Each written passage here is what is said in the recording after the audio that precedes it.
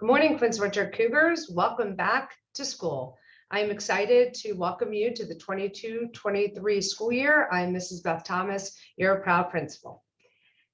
I am going to screen share to go over a couple things with you as we engage in our time together this year. So I am excited to welcome you back and to help you begin to experience excellence.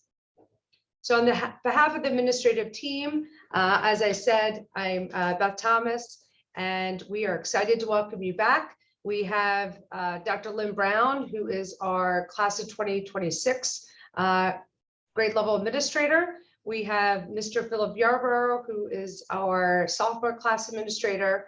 We have Miss Edith Lee, who is our junior class administrator. Miss Vilma Nehara, who's the class of 2023 senior class administrator, and Miss Judy Yu, our business administrator.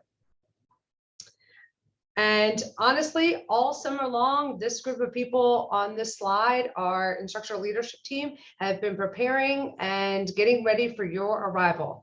And the day has finally come and we are back together again. So at Quince Orchard High School, our vision is that all students are connected to Quince Orchard and have the support that they need to live and lead successful personal and professional lives. And to make that happen this year, you'll probably see staff walking around with shirts, and on the back, it says, "Shine the light." And our whole theme is Paradigm Shift 2.0, shining the light on what is going well for you and staff and what we need to improve upon.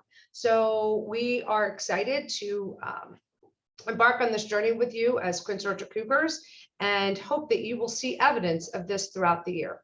For example, there are 3 or 4 things I'd like to discuss or share with you this morning that we know that you are hopeful that you will see a shift. First is our commitment to restorative justice. This is not new to Quince Orchard High School. However, the approach and how we utilize restorative justice practices and philosophy should be evident in everything that you see. So for example, a restorative approach around attendance, around our cell phone policy, around our dress code policies, lunch, etc. That should be evident in all that you see, hear, and do at Quince Orchard. Your teachers will be going over the personal mobile device expectations with you in their individual classes. And we know that this may be a shift for many of us, and I say us, me included. But as the school system revised their policy, we had to make a few changes. So you will spend time in the next couple of days creating shared agreements with your classmates and your teachers around what the use of personal mobile devices looks like in their classroom. And it may be different. It may be different in one class than the other. So really take time to utilize your voice to help create those shared agreements. I talked a minute ago about our commitment to a culture, restorative approach. And number one, we want you here. We want students here to learn. I know often if I see you coming a little bit late, my common question is, "Hi, how are you? Excited to see you. How can I help you get to where you need to be?" And that is our mantra. We want you here. We know that for you to learn, you need to be here. And so our goal is to create a culture of regular attendance. And there's some commitments. So students were asking that you arrive to school each day on time. We're here and we're excited to see you. We've been working very, very hard for your return. Use the 5-minute transition time wisely. Get from class to class because we're teaching from bell to bell. Understand that being in class means you remain in class, that you're there for the entire time.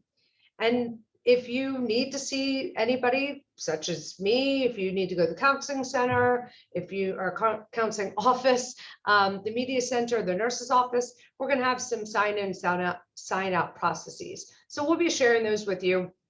But just wanted to give you a high level and just really communicate the expectation that we want you here. We've missed seeing your faces all the time, and we're excited to have you back. And then, of course, there will be some commitments that we'll be reviewing with your caregivers, with your families, because it's not just one of us, it's all of us coming together. That includes students, staff, caregivers. And when I say staff, that means all of us. That means front office staff, that means teachers, that means resource teachers, coaches, security, you name it, everybody.